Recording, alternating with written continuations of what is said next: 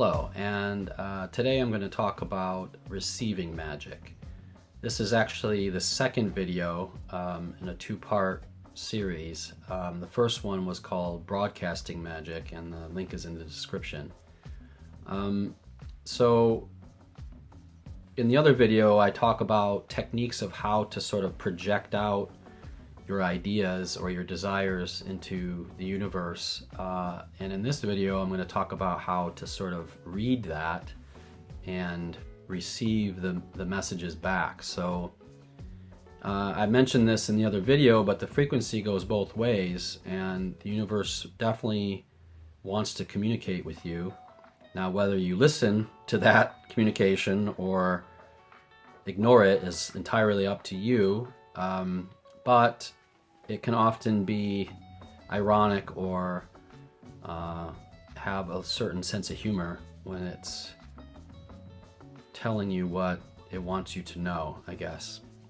So I'm going to basically talk about a few different ways to actually receive these messages.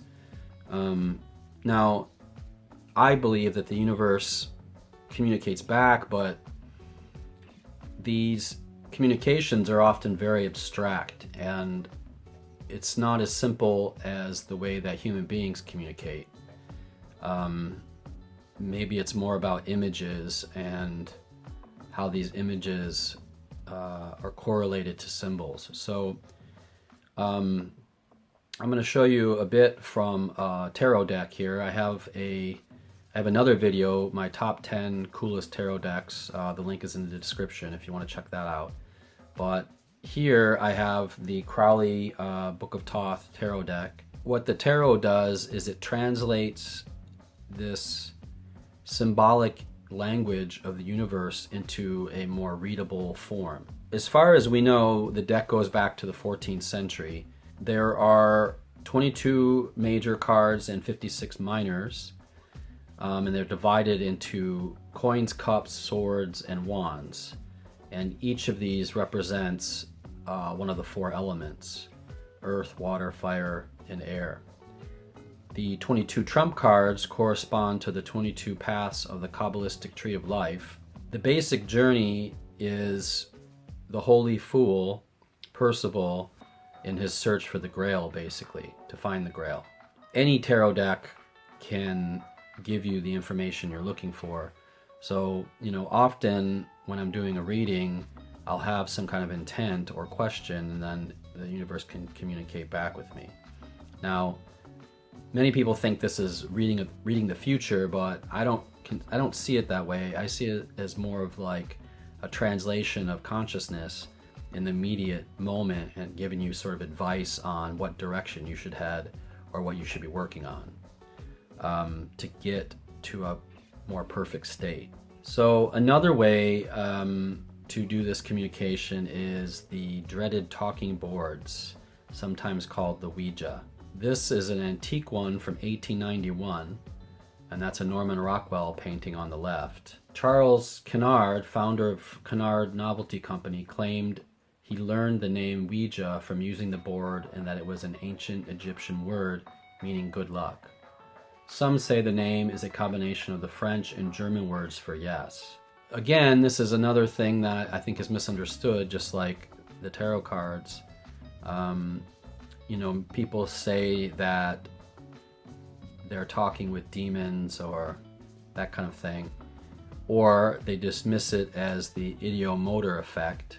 I personally think that has more to do with your own higher consciousness, and you're sort of channeling the communication with your higher consciousness through the board, and it usually speaks in riddles, so it's hard to sort of figure out what it's actually saying to you, but it does actually talk to you, I think. And sometimes it's good to have a second person around, a third person around, to be writing down what it's actually saying, because your hands might be moving too fast.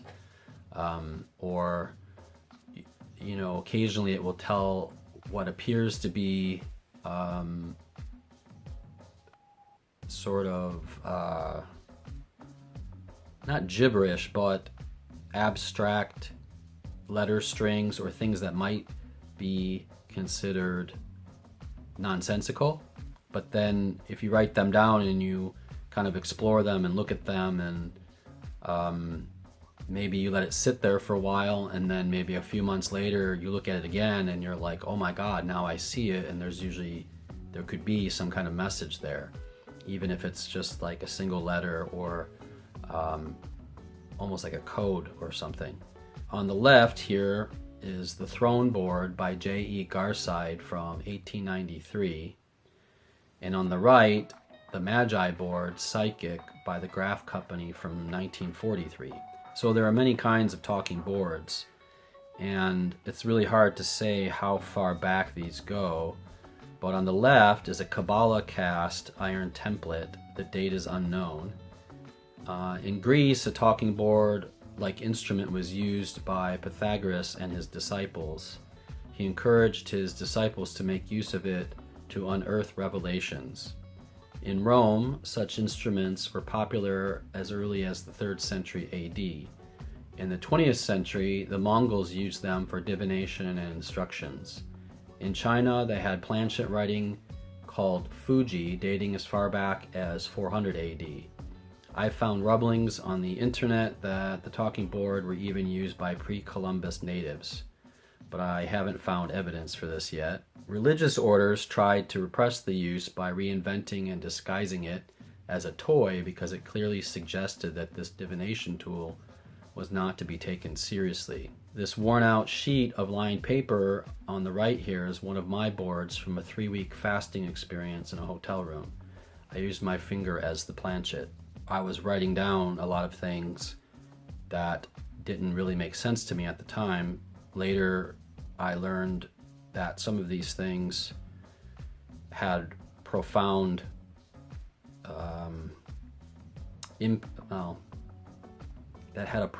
impact on where I was going and what I was doing. And so I think a lot of it was quite useful. But even to this day, I've looked over this sheet and there are still things that are a mystery to me. Maybe they will unravel later, or maybe I will never know. I'm not sure, but it is kind of a fascinating thing. So, I don't suggest this for everybody to do because it can kind of mess with your head a little bit. But I do think there's a lot of wisdom here in using them. So, buyer beware, I guess. Another way is the automatic or psychography. I think I'm saying that right. Psychography. It's a psychic ability allowing a person to produce written words without consciously writing. Now, I have gone into a sort of trance and done drawings like this, pretty abstract drawings. And here are a few of them if you'd like to check them out. As you can see, they kind of resemble things, but they're more almost like emotions, or my hand was being drawn to do these sort of squiggles and lines in certain ways. In my experience with this technique, I haven't had much success as far as drawing concrete, realistic images. But I do feel like these drawings, they have an abstract, almost emotion that kind of came out through them, especially with what I was feeling at the time. So in that way, they are educational, I think. Here's probably the most famous occultist who used this method, and that's Austin Osman Spare. And his Book of Pleasure uses this extensively. If you haven't seen any of his drawings, they're just amazing. So I'm going to show you a few here, but he's just a really amazing magician, and I think what he created is very mysterious, and that's one reason why it has lasted the test of time, is that there's something about not knowing the answers, or at least not having the answers be very concrete, that makes people go back to these things over and over again. I'm not going to say much about dreams, but we all know how weird they can be, and they tend to have their own language, and there are many volumes of books on dream symbolism if you want to check those out. Here's a quote by Carl Jung that's talking about what I'm trying to get at.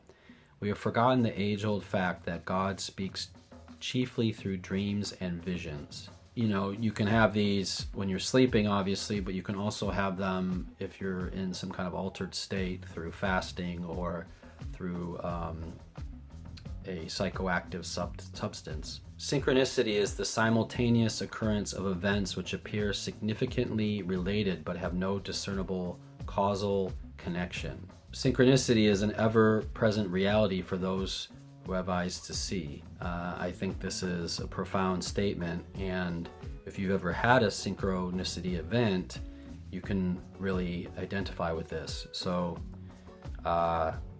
if you ever check out any of my books, you'll see that there are many synchronicity events in several of them. So I'm not going to say too much about this, but sometimes events can line up and you're just watching a movie or you're walking past a sign and you've done some kind of magic and suddenly the answer is on a sign, or in the movie theater, something flashes on the screen and you're just like, whoa, okay, now I see it, right? Here is an example of synchronicity, and this has to do with the rock band Pink Floyd.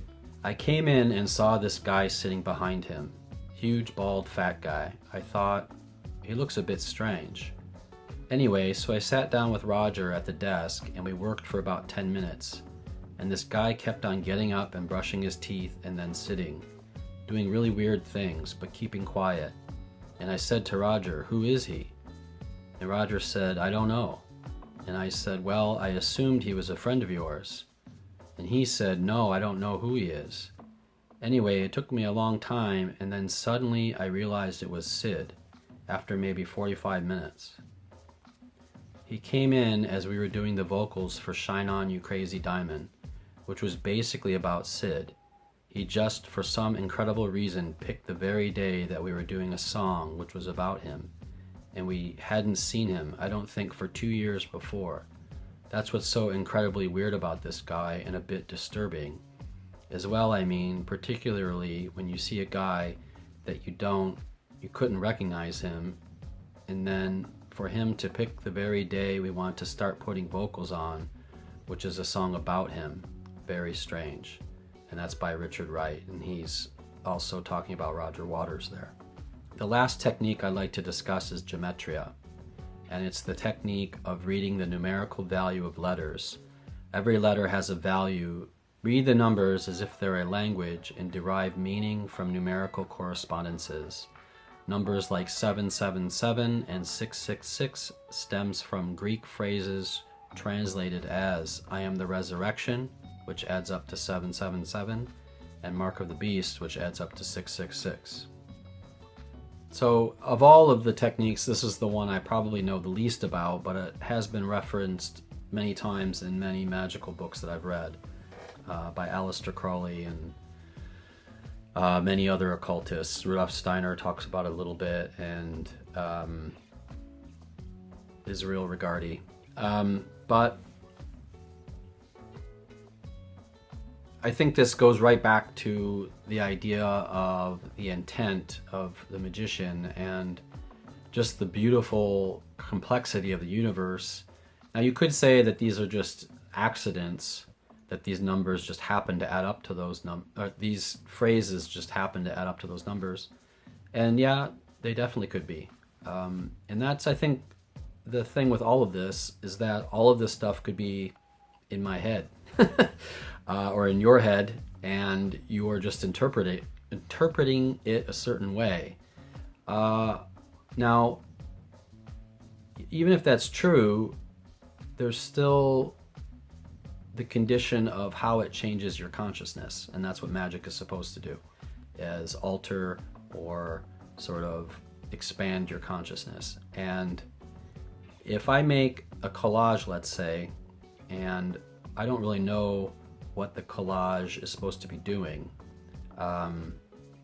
maybe I have some kind of intent, but then over the course of a year or two, I look back on this collage and it gives me some kind of revelation, then that has changed my consciousness, because from that moment forward, I can't live the same way that I lived before. It's almost like a spark of creative understanding, and these things are kind of hard to articulate, but I think that when they do happen, it fundamentally changes you as a person. So in that way, I think magic is very real. So I think that's about it. I'll leave you with that, and anyway, if you want to try it out sometime, go for it. But like I said about the talking board, buyer beware, because maybe you think you want your consciousness to be changed, but sometimes once you go forward, you can't go back. So you have to really be prepared for the cost, I guess, that these things, these insights are. Not really sure how to put that. There's a cost to everything. Just like if you have a relationship with someone, or you go on a trip, or you buy something, everything has a cost. So I'm going to leave you with that. Take care.